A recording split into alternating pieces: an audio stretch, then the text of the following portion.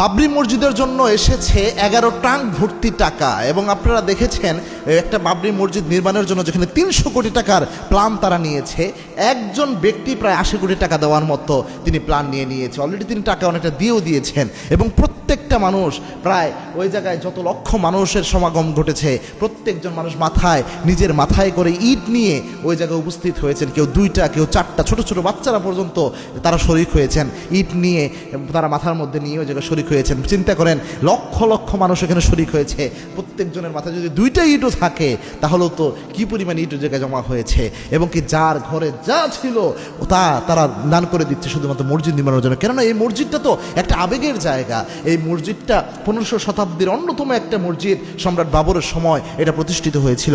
এই মসজিদটাকে যখন ভেঙে ফেলা হয়, একজন ওই সময়ের অমুসলিম তিনি যখন মসজিদের উপর উঠে শাবল দিয়ে যখন মসজিদে হানা দিয়ে মসজিদটা ভাঙে, মুসলমানের পুরো রক্তে কলিজার মধ্যে যারা আগুন ধরে গিয়েছে, প্রত্যেকটা আঘাত যখন মসজিদের মধ্যে পড়েছে। কেননা আল্লাহর ঘর মসজিদ, এটা আমাদের মুসলমানদের আবেগের জায়গা। এমন বহু বেনামাজি ব্যক্তি রয়েছে যারা পর্যন্ত চোখের পানি ফেলে কান্না করেছে যখন মসজিদটা ভেঙে ফেলা হয়। এটা মুসলমানদের আবেগের একটা জায়গা। প্রিয় ভাই, দেখেন এই জায়গায় আমরা যদি এখন সহযোগিতা করতে পারি, সহযোগিতার যদি কোনো পথ থাকে, তাহলে অবশ্যই এটা বরকতপূর্ণ একটা মসজিদ নির্মাণ। এবং এই মসজিদ কিন্তু যেমন তেমন মসজিদ নয়, এটা অনেকটা আপনি ইসলামের পক্ষে দাঁড়িয়ে যাচ্ছেন। দেখেন যখন নির্মাণ করা হচ্ছে, অনেক ইসলামের দুশ্মনরা এখনও ওই দেশ থেকে বলতেছে যে তোমরা আবার নির্মাণ করতেছো বাবরি মসজিদ, এর আগের বাবরি মসজিদকে যেভাবে আমরা ভেঙে ফেলেছি, নির্মাণ করা শেষ হলে আবার একইভাবে ভেঙে ফেলবো এই নামে যদি মসজিদ করো। আবার অনেকে এটা বলতেছে তোমরা নির্মাণ করো, সমস্যা নাই, প্রায় সময় আমরা যে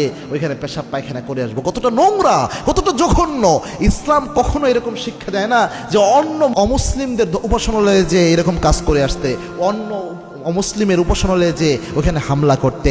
একমাত্র নাফরমান, একমাত্র যারা কুরুচিপূর্ণ মানুষ, একমাত্র যাদের মধ্যে কোনো শিক্ষা নাই, যারা অথর্ব মূর্খ, এরকম জাতি ছাড়া কখনো এরকম জিনিস মুখ দিয়ে মাথায় আসতে পারে না বা মুখ দিয়ে আসতে পারে না। আল্লাহ তাদের হেদায়েত দান করুন। এবং মনে রাখবেন, এই যে বাবরি মসজিদ, এটা নির্মাণের কাজে যদি আপনি সহযোগিতা করতে পারেন, দোয়া করতে পারেন, মিনিমাম এটার জন্য যদি আপনারা জবানকে বলিষ্ঠ করতে পারেন, আল্লাহর হাবিব সাল্লাল্লাহু আলাইহি ওয়াসাল্লাম জানিয়েছেন যে ব্যক্তি মসজিদ নির্মাণ করে, মান বানা লিল্লাহি মাসজিদান, যে ব্যক্তি মসজিদ নির্মাণ করে, আল্লাহ রাব্বুল আলামিন ওই ব্যক্তির জন্য জান্নাতে একটা ঘর নির্মাণ করে দেয়। সুবহানাল্লাহ। মান বানাল্লাহু মসজিদ, যে ব্যক্তি মসজিদ নির্মাণ করে, ওই ব্যক্তির জন্য, আল্লাহর জন্য মসজিদ নির্মাণ করলো, ওই ব্যক্তির জন্য আল্লাহ রাব্বুল আলামিন জান্নাতে একটা আল্লাহ রাব্বুল আলামিন ঘর নির্মাণ করে দেন।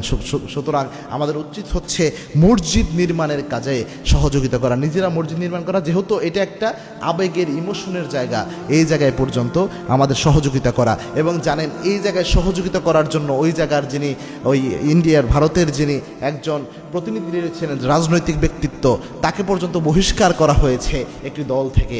কারণ হচ্ছে তিনি মসজিদ নির্মাণের দায়িত্ব নিজের কাঁধে তুলে নিয়েছেন এবং উদ্যোগটা তিনি নিয়েছেন। এই জন্য তার উপরে এই জিনিসটা করা হয়েছে। আল্লাহ রাব্বুল আলামিনের কাছে আমরা দোয়া করছি মুসলমানদের আবেগের এই জায়গাকে আল্লাহ যেন হেফাজত করেন। আল্লাহুম্মা আমিন।